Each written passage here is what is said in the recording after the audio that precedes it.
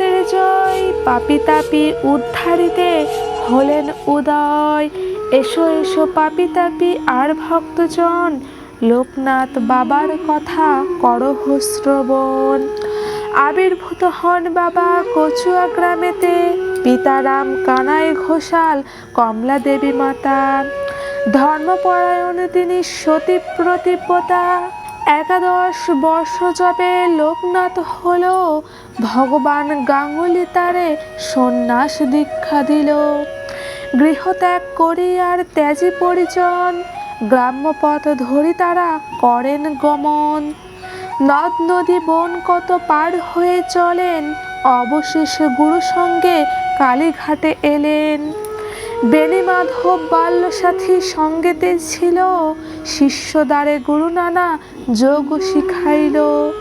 তারপর আসে তারা হিমরাদি শিখরে, দীর্ঘদিন সাধনায় সিদ্ধি লাভ করে। তারপর গুরু সঙ্গে শিষ্য 2 জন, পৃথিবীর নানা দেশ করেন ভ্রমণ। বিভিন্ন ধর্মের তত্ত্ব জানিবার তরে, উপস্থিত হন মক্কা মদিনা নগরে। কাবুলে আসিয়া মোল্লা সাদের ভবনে, কোরআন শরীফ পাঠ করেন যতনে। বিশ্ব পরিক্রমা শেষে বেণী মাধব সঙ্গেতে, উপস্থিত হন চন্দ্রনাথ পাহাড়েতে। অকম্মত লোকনাথ দেখে অচম্বিতে, দাবানল উঠে চলি বনের মাঝেতে। সে সময় লোকনাথ জানিয়া অনন্তরে, অগ্নি থেকে রক্ষা করে বিজয় গোস্বামীরে। বেণী মাধব চলে যান কামাখ্যা ধামেতে, বাবা নেমে আসিলেন বারদি গ্রামেতে। বাবাকে প্রথমে কেউ চিনিতে না পেরে, পাগল বলিয়া উপহাস করে।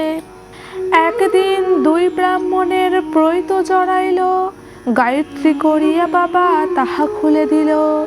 চারদিকে এই কথা প্রচার হইল, দলে দলে ভক্তগণ আসিতে লাগিল। ঐতাংপর আশ্রম হইল বারদিতে, বহু ভক্ত শিষ্য সেথা লাগিল আসিতে। পাপী তাপী রোগী কত আসিল তথায়, সবেকার কষ্ট বাবা করে নিরাময়। শিষ্য আর ভক্ত বাবা বলেন এ কথা, আমাকে ঠাকুর রূপে পূজা করা বৃথা। শ্রদ্ধা ভক্তি নিয়ে যে বা আমারে ডাকিবে, অবশ্যই সেই ভক্ত মোর সাড়া পাবে।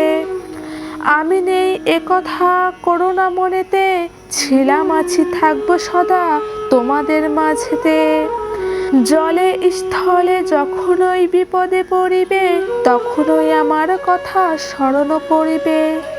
এই রূপে লোকনাথ কত লীলা করে, কার সাধ্য সেই সব বর্ণিবারে পারে। 160 বছর বাবার বয়স হইল, মত্ত ধাম ত্যাজিতে বাবার ইচ্ছে হইল। 1297 সাল 19 জ্যৈষ্ঠতে, দেহ ত্যাজি যান বাবা অমর লোকেতে। যার ঘরে বাবার চিত্র রাখিবে যতনে, অন্য কষ্ট থাকিবে না তাহার এ ত্রিভুবনে।